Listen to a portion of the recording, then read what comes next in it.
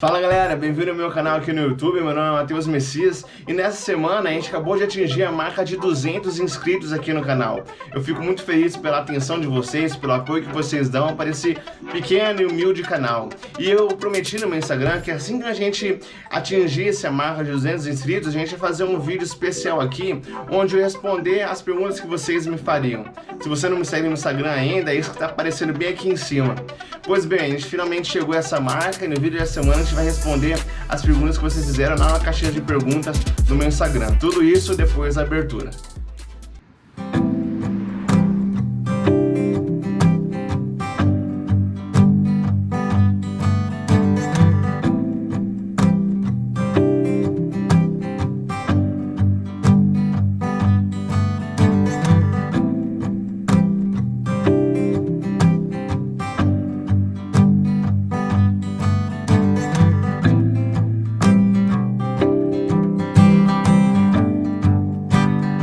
Se for preciso, eu pego um barco, eu remo por 6 meses como peixe pra te ver. Então pra inventar um mar grande bastante que me assuste, que eu desista de você. Se for preciso, eu crio alguma máquina mais rápida que a dúvida, mais súbita que a lágrima. Viajo a toda força e no instante de saudade e dor eu chego pra dizer que eu vim te ver.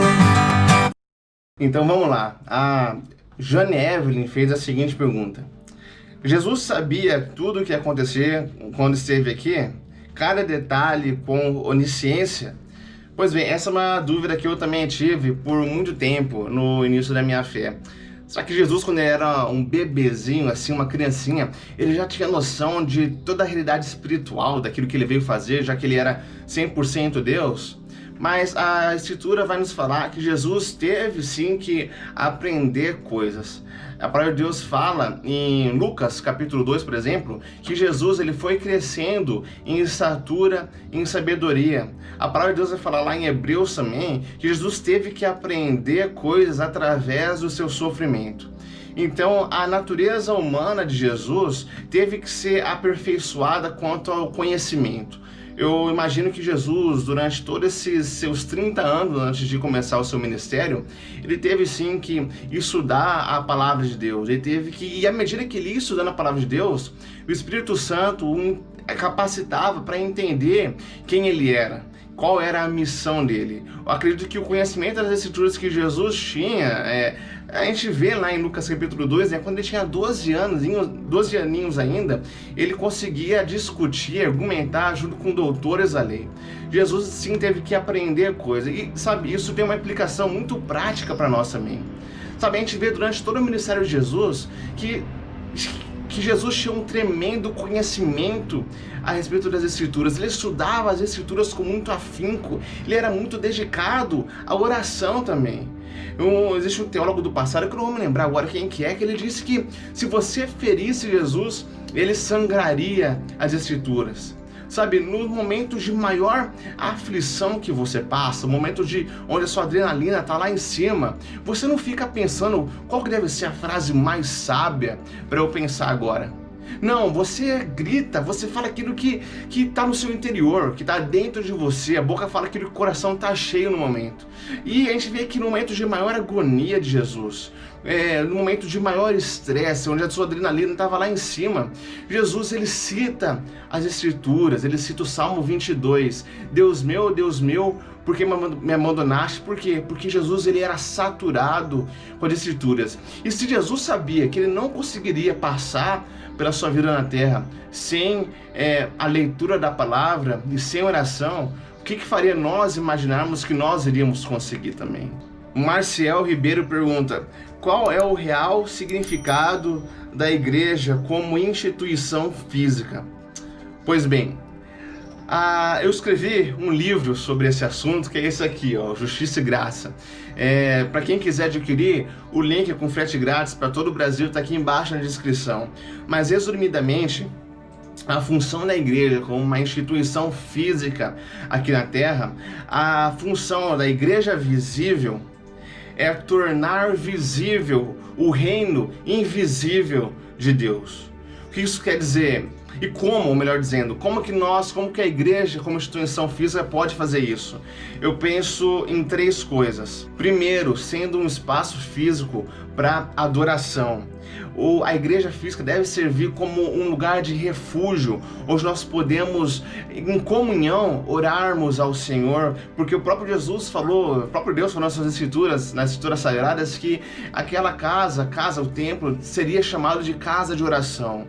O templo físico é uma casa de oração, um lugar para adoração, para o louvor, para o louvor em comunhão com os irmãos. Primeiro, é um lugar, um espaço físico, onde quando nós entramos, nós estamos em sintonia com a realidade espiritual. Deve ser usada para adoração e para adoração, né? O primeiro item. Segundo, é um lugar para crescimento espiritual. Como que eu quero dizer com isso? Deve ser um lugar usado para o quê? Para nós realizarmos os sacramentos, como o batismo, como a ceia do Senhor, um espaço para nós nos disciplinarmos uns aos outros, para estudo bíblico e para pregação. São essas as coisas que a igreja, como instituição física, pode nos ajudar em crescimento espiritual. É um lugar onde, quando nós entramos, como dito no primeiro item, nós entramos então em sintonia com a realidade espiritual. É onde nós nos relembramos da história das Escrituras através da pregação, onde nós nos relembramos de qual deve ser o nosso papel como igreja e como seres humanos, como novas criaturas de Deus aqui nesse mundo. E terceiro, deve ser um lugar para acolhimento. Acolhimento tanto de cristãos como de não cristãos. É um acolhimento de cristãos, quero dizer, é um lugar onde nós nos reunimos para termos comunhão uns com os outros, para sermos a família que Deus nos deseja que nós sejamos. Onde nós podemos nos relacionar, nós podemos levar o fardo um dos outros e nos amarmos. E também deve ser um lugar de acolhimento para as pessoas que não são cristãs, ou seja, a igreja deve ser uma instituição que deve lutar ferrenhamente pela justiça social. Nós devemos combater a pobreza, nós devemos combater as injustiças sociais, nós devemos acolher aqueles que são de fora através da justiça social. E por fim, acolhimento também quer dizer evangelismo. É um lugar onde nós podemos reunir para traçarmos planos de evangelismo comunitário para atrair as pessoas que não são cristãs para a família de Deus. Ou seja, deve ser um lugar onde nós tornamos o reino invisível de Deus, o reino futuro de Deus, em certa medida palpável para as pessoas aqui na Terra.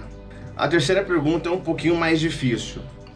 Ela é: se a salvação é pela graça, então, reconhecendo Jesus como meu único e suficiente Salvador, estou salvo, ou serão salvos e subirão no arrebatamento apenas os fiéis? Sabe, eu vou entender fiéis como aqueles que se esforçaram para ser santos e obedecer a Jesus aqui na Terra. Sabe, eu falei que é uma pergunta difícil, mas não é tão difícil para mim, porque dependendo para cada pessoa que você for perguntar isso, vai ter diversas respostas. E eu acredito fielmente no seguinte, que se você acredita que vão ser salvos ou subirão no arrebatamento somente as pessoas que são fiéis, somente as pessoas que se esforçam em obedecer e seguir os mandamentos, em seguir o sermão da montanha de Jesus, você invariavelmente acaba caindo numa religião de obras.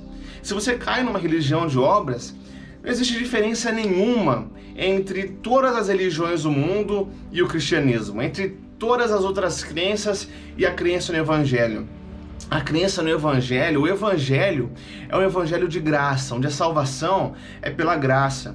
Nos 5 solas da Reforma Protestante, a gente não encontra somente através da sua fidelidade à palavra de Deus, somente através das suas boas obras, de maneira nenhuma. A gente encontra somente pela fé e somente pela graça. Existem várias pessoas de um círculo um pouco mais conservador que vão achar isso um escândalo tremendo. Mas eu não tenho um problema com isso, porque o Evangelho é realmente um escândalo. Sabe, as pessoas nesse círculo mais conservador, no sentido do espectro religioso, elas acreditam muito, elas gostam de pensar no Deus santo, no Deus que é tremendamente santo e que você tem que, acaba tendo, implicitamente dizendo, você tem que se esforçar bastante para você agradar a Ele. Mas perceba que um Deus santo dos religiosos conservadores não é tão santo quanto o Deus do Evangelho. Porque o Deus dos religiosos, se você se esforçar bastante, você consegue agradar ele e ele vai te encontrar, ele vai encontrar favor nos seus olhos se você fizer todas as coisas certinhas. Mas o Deus do Evangelho diz que não importa o que você faça e o quanto você faça, você não consegue agradar ele de maneira nenhuma. Tanto é que ele teve que entregar o seu próprio filho para morrer por você. Sabe, eu acredito que serão salvos aqueles que confiam unicamente na obra de Jesus Cristo. Isso invariavelmente vai levar você a ser uma pessoa mais fiel, a amar a lei do Senhor, como o salmista diz no Salmo 119. Mas a gente não deve confundir achando que nós andamos agora numa corda bamba com Deus, onde se eu cair, Deus não me aceita mais. Se eu estiver no momento de pecado, quando Jesus voltar, eu não vou subir. Porque, sabe, é nesses momentos que você cai, que os filhos caem, que os filhos erram, que o pai vem e envolve os filhos com amor. É nesse momento que você se sente ainda mais como um pai, onde você os envolve em amor e os encoraja com palavras doces. Sabe, Lutero chegou nessa máxima chamada, que ele diz o seguinte: simul iutus et peccator, que significa simultaneamente justo e pecador. Isso significa que nós somos 100% justos aos olhos de Deus, mas ainda assim nós somos 100% pecadores. É essa contradição, essa dicotomia que é maravilhosa, é libertadora, que nos mostra que, olha, ainda assim que nós caiamos, que nós venhamos a pecar, nós vamos ser salvos, nós seremos arrebatados unicamente por causa da graça de Deus. Se não fosse dessa maneira, de maneira nenhuma seria por graça. A gente poderia cortar todas as vezes que aparece a palavra graça nos evangelhos e na Bíblia toda. A salvação é somente pela graça, é somente confiando em Jesus como seu único e suficiente Salvador. Bom, em quarto lugar, eu recebi bastante perguntas escatológicas de várias pessoas. Pessoas que queriam saber qual que é o meu posicionamento e quais seriam as explicações da escatologia, do Apocalipse, sabe? E eu sou uma das últimas pessoas que pode perguntar isso. Eu não tenho nenhuma posição escatológica definida. Eu acredito que quando Jesus voltar, eu vou entender como é que deveria ser. Eu vou entender tudo quando ele voltar. Mas existe uma posição escatológica em especial, não só escatológica, mas um tipo de teologia, uma maneira de você ler as escrituras que eu sou totalmente contra, que eu acredito que é a coisa mais ridícula que existe, que é a posição dispensacionalista. Existe a escatologia dispensacionalista, mas ela vem de um entendimento desde Gênesis sobre como você deve ler as escrituras e acaba desaguando no Apocalipse na escatologia dispensacionalista. Eu acredito que é um erro tremendo você ler a Bíblia com esse viés. Você não entende, exatamente voltando nesses últimos aspectos da última pergunta, você não consegue entender o que é graça. A posição escatológica dispensacionalista vai mostrar que vai existir um momento no futuro onde somente as pessoas que não subiram no arrebatamento, mas que foram fiéis aqui e se esforçaram e batalharam bastante, Jesus vai dar uma segunda chance para elas, e então elas vão ser salvas também. Sabe, essa não é uma salvação pela graça, então eu rejeito de maneira total o dispensacionalismo. E para mim é uma grande tristeza que, sei lá, acho que 70%, 80% dos evangélicos no Brasil leem a Bíblia dessa maneira.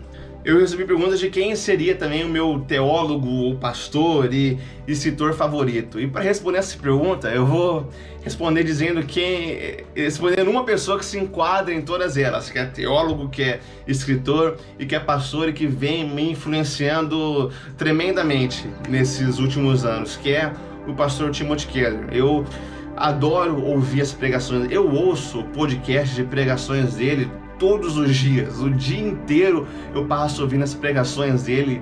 Eu já li quase todos os livros dele, estou me esforçando para terminar o resto, Para mim é uma coisa maravilhosa que ele ainda está vivo, ele ainda está produzindo conteúdo. Eu oro a Deus que, infelizmente, ele está com câncer no momento, mas eu oro a Deus para que Deus o dê saúde e muitos anos de vida aqui na Terra, porque ele tem sido uma bênção na minha vida. Já é o segundo câncer dele. Eu tenho certeza que Deus é soberano, ele sabe o que ele está fazendo, e eu oro para que o Tim Keller saia dessa com muito mais experiências para compartilhar com a igreja do Senhor aqui na Terra. Mateus, como você grava os seus vídeos? Eu gravo os meus vídeos com uma GoPro Hero 8 que eu uso, eu adoro ela, com essa câmerazinha que eu gravei todos os vídeos que vocês veem nas introduções também, é ela que eu uso para gravar os vídeos, eu edito no Adobe Premiere. Mateus, qual é o seu livro bíblico favorito? Essa é uma pergunta muito difícil de responder, mas vamos ver. Um livro que eu poderia citar Romanos, eu adoro, poderia citar os Salmos, Gênesis, Juízes, eu adoro, mas sabe, eu acho que se eu fosse, sei lá, escolher um livro que eu adoro ler e reler e ver as implicações dele quanto ao evangelho para a vida pessoal, é o livro de Gálatas. Eu acho que o livro de Gálatas é extremamente libertador, faz você entender tudo isso que eu venho falando aqui nessas últimas perguntas sobre as implicações da graça na vida do crente. É um livro indispensável se você quiser se aprofundar mais nesse assunto. Mateus, por que você fala tanto de C.S. Lewis? Bom, eu acho que metade dos meus livros aqui, nos meus vídeos aqui no YouTube, eu cito C.S. Lewis em algum lugar, e eu falo de C.S. Lewis tanto porque ele é genial, em primeiro lugar. Mas um dos motivos de eu citar ele tanto é exatamente por isso, porque principalmente, vamos pegar as Crônicas de Nárnia. Eu vejo nas Crônicas de Nárnia, parece que todos os aspectos da vida cristã, do evangelho, se encontra nas histórias de Nárnia. Então é muito fácil você estar pregando sobre o assunto e lembrar de uma história, de uma passagem de algo que aconteceu nas Crônicas de Nárnia e encaixar numa explicação, num sermão, num estudo, por exemplo. C.S. Lewis, ele conseguiu de maneira muito eficaz escrever sobre os mais variados assuntos, e não somente escrever sobre os mais variados assuntos, mas escrever sobre eles de uma maneira que é de explodir os miolos, que é genial. E é por isso que quem lê bastante C.S. Lewis, eu acho que acaba invariavelmente tendo que citar ele bastante, porque em tudo que você fala, ele se encaixa em algum lugar. Então é isso, galera, obrigado por assistir mais esse vídeo, eu espero fazer mais vídeos assim. Vamos combinar então, olha só, se inscreva aqui no canal, que quando nós chegarmos à marca de 300 inscritos, nós vamos fazer um outro especial de perguntas e respostas. Não deixe de ativar os sininhos, porque todas as sextas-feiras, às 18 horas, tem um vídeo novo aqui no canal. Deixe seu gostei, compartilhe com os amigos, e obrigado por assistir mais esse vídeo, um abraço e até a próxima.